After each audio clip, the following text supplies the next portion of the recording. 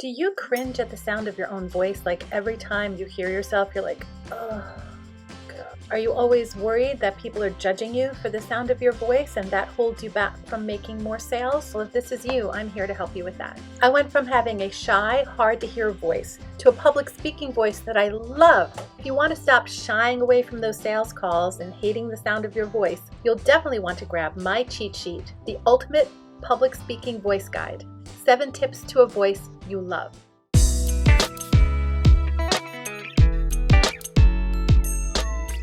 Hey there, I'm Paula, and I am a certified voice coach. I'm a professional singer and speaker, and I am here to help entrepreneurs just like you to speak more confidently, powerfully, and profitably. The first reason why you hate the sound of your voice is that you hear yourself from the inside out and also from the outside in. When you speak, you're hearing yourself resonate inside your head and what we call the mask, and your brain is making sense of that. And you're also hearing yourself with your voice coming out of your body, hitting the wall acoustically, hitting the people in front of you, and coming back to your ears where your brain is unscrabbling that in a different way. You are the only person on earth that hears yourself in that way. Have you ever thought about it that way? Put your comments below. So no wonder when you hear yourself on a recording and you're only hearing yourself from the outside in, it throws you off a little bit because you're not used to hearing yourself that way. The second reason why you hate the sound of your voice is because you're likely not speaking in your authentic voice, the voice that you are born with, the voice that you're meant to have, if other things didn't get in the way. So I want to ask you a question. Does your voice right now reflect who you are right now, or does it reflect who you used to be? Does it reflect a little girl or a little boy, or does it reflect your adult, accomplished self? Many women, for instance, often complain to me that they feel that they sound like a little girl, and that oftentimes when they're making calls, people think that they're talking to a child. That's not good. We will subconsciously raise or lower our pitch depending on who it is that is in front of us that we're speaking to. For instance, a lot of women that are around an attractive person are going to naturally raise their voice, raise their inflection up, and yet that same woman, if she is in a power position and she is leading a group or she's the CFO or CEO of a company, is going to lower her voice to sound more commanding. In fact, those of you that are in the age group that I'm in probably were trained to do this in the 80s and 90s. We were often told that we had to lower our pitch to become more competitive with men. And what has now happened is we have a whole generation or two of women who are speaking in an inauthentic voice that does not reflect who they are. There ain't nothing wrong with femininity, ladies. Most people have some level of performance anxiety.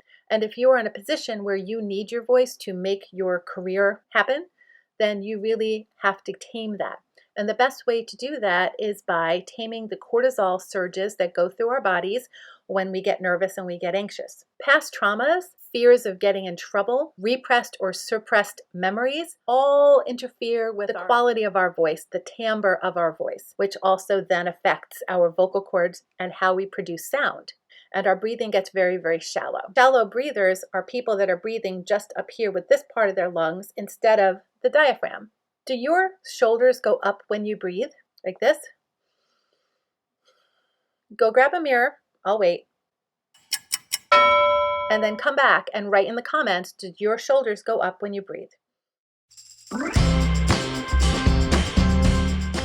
These are my top 3 must-dos to love your voice and to become a powerful, confident speaker. My first tip is to focus on your breathing and take conscious breaths. We call this conscious breathing. Go figure.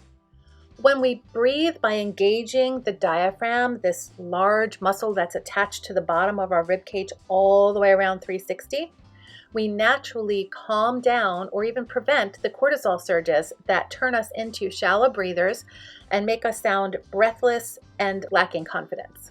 Conscious breathing is a technique that singers use when they are trained, especially those that are trained in classical like myself. When you checked your breathing before, did your shoulders go up? If so, this is how to fix it. Is to stand up in front of a mirror, put one hand on your chest and one hand right here on your belly, above your belly button. For women, below your bra strap. That's where your diaphragm is. And just relax and take a deep breath in. If this hand is going up, then you're breathing shallow. So what you want to do is focus on the bottom hand. Picture a big balloon inside of you that wants to fill up with air. So when you're taking a breath in, your diaphragm is expanding down here, allowing more room in your rib cage, and that balloon can fill with air. That, my dears, is conscious breathing. My second tip is to record yourself and listen over and over and over again. Folks, this is about repetition. We are training ourselves to become familiar with the sound of our voice from the outside in. And the best way to do that is to do your speeches in some sort of a recording, whether it's video or audio. You can easily use the voice memos on your phone, and then listen back and breathe through the cringy stuff.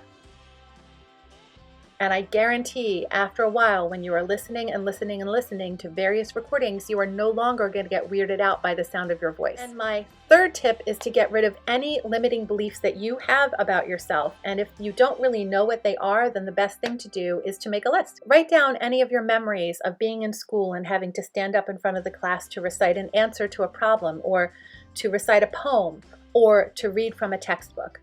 Anything and everything that comes to mind gets put on that piece of paper. Just list it all out. What you're going to do is make columns, and in one column write down the memory. In the next column, write down the feeling that you have when you think back to that memory, and be as descriptive as you possibly can. Write down anything that describes how you feel when you recall that memory. And in the third column, we're going to grow ourselves back up. So in that third column, imagine that you are the parent of this child. What advice would your adult self give to your younger self? If that is a problem, then think about somebody that you really respect. Maybe it's a sibling, maybe it's a parent, maybe it's a teacher, maybe it's just a friend who you have now. What would they say to that child? By making this important trip down memory lane, you get to purge yourself of these memories that you might not even know that you're holding on to, that creep up every time you have to make a sell your brand, make that phone call. And then you get to let those memories go while giving yourself whatever it is that you need to heal that you didn't get when you were that younger self. In fact, there is a book that I can highly recommend to you that helped me so much with letting go of traumatic beliefs, traumatic events that happened in my life, things that affected my ability to speak for myself, to speak up, to advocate for myself, which all led to having that breathy, small, shallow breathing voice that I used to have. So at this point, you understand why you hate the sound of your own voice, what is holding you back from loving your own voice, and how to be that confident speaker that you know you can be. Be sure to subscribe to get my next video. If this was helpful, let me know in the comments below, and please give the video a like. Have a great day.